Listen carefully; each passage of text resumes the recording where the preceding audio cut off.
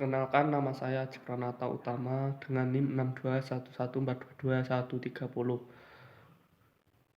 Jurnalistik. Pengertian jurnalistik secara etimologis, jurnalistik berasal dari kata jour. Dalam bahasa Prancis, jour berarti catatan atau laporan harian. Secara sederhana, jurnalistik diartikan dengan sebagai kegiatan yang berhubungan dengan pencatatan atau pelaporan setiap harinya. Jurnalistik bukanlah pers, bukan pula massa. Jurnalistik adalah kegiatan yang memungkinkan pada pers atau media massa bekerja dan diakui eksistensinya dengan baik. Haris Madri 2008. Sedangkan dalam kamus jurnalistik diartikan sebagai kegiatan untuk menyiapkan, untuk mengedit dan menulis untuk surat kabar, majalah atau berkala atau dan lainnya. Menurut Kolombo di Indonesia, jurnalistik adalah bidang profesi yang mengusahakan penyajian informasi tentang kejadian dan atau kehidupan sehari-hari.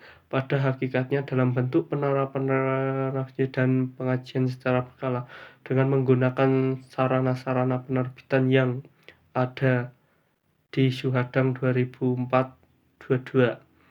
Definisi jurnalistik secara umum ialah secara teknis jurnalistik adalah kegiatan menyiapkan, mencari, mengumpulkan, mengelola, menyajikan, dan menyebarkan berita melalui media berkala kepada khalayak seluas-luasnya dengan secepat-cepatnya. Menurut Fraser, Bud Alam and Rosetto, menulis, jurnalistik adalah segala bentuk yang membuat berita dan ulasan mengenai berita sampai pada kelompok pemerhati. Rowan Washing dalam Understanding Magazine menyebutkan jurnalistik adalah pengumpulan penulisan.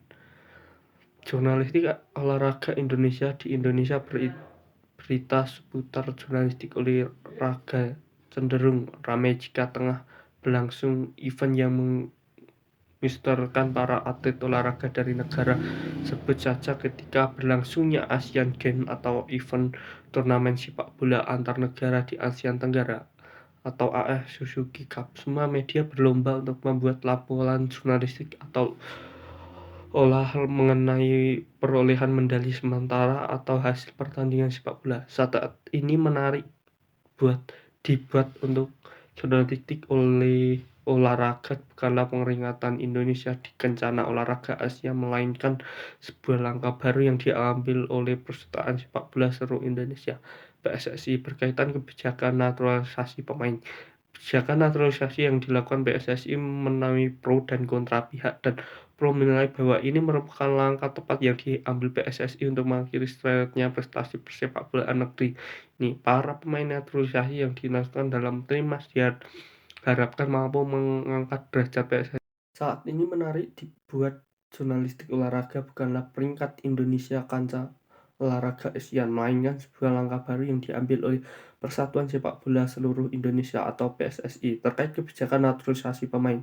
Kebijakan naturalisasi yang dilakukan PSSI menemui pro dan kontra pihak, dan pro menilai bahwa ini merupakan langkah tepat yang diambil PSSI atau mengakhiri seretnya prestasi sepak bola negeri ini. Para pemain naturalisasi yang diikutsertakan dalam timnas diharapkan mampu mengangkat derajat PSSI sekaligus menjadi stimulus bagi pemain muda buat agar lebih semangat dalam mengejar prestasi. Namun pihak yang kontra tentu saja menyayangkan keputusan PSSI itu.